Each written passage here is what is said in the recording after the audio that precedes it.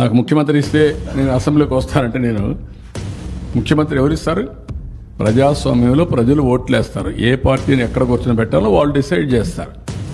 మీరు చేసిన అరాచకాలు అన్యాయాలు చూసిన తర్వాత మీరు ప్రతిపక్ష హోదా కూడా తగ్గరనే ఉద్దేశంతో 11 సీట్లు ఇచ్చారు. ప్రతిపక్ష పార్టీకి కావాలంటే ఎన్ని సీట్లు కావాలి? 17.5 + 1 18.5 19 కావాలి. 19 ఉంటే వస్తుంది. అప్పుడు ఇవ్వరు. అది రైట్, హక్కు, ప్రజలిచ్చే అవకాశం, అది ప్రజలిచ్చే అధికారం.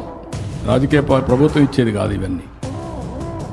ఇంతకుముందు 94లో కాంగ్రెస్ పార్టీ ప్రతిపక్ష హోదా ఇవ్వలేదే. 26 మంది గెలిచారు. అప్పుడు ఇవ్వలేదు. ఎందుకు ఇవ్వలేదు? వాళ్ళు అడగలేదు, మేము రావనలేదే. వాళ్ళు అప్పుడు వాళ్ళకు ప్రజాస్వామ్యం అంటే తెలుసు కాబట్టి. బెదిరిస్తే వచ్చేదనుకుంటే ఎట్టవుతుందండి? ఎక్కడ బెదిరిస్తావు? ఎందుకు ఇస్తారు? ఆ రోజులు అయిపోయినాయి. బ్లాక్మెయిల్ చేసే రోజులు కూడా అయిపోయినాయి.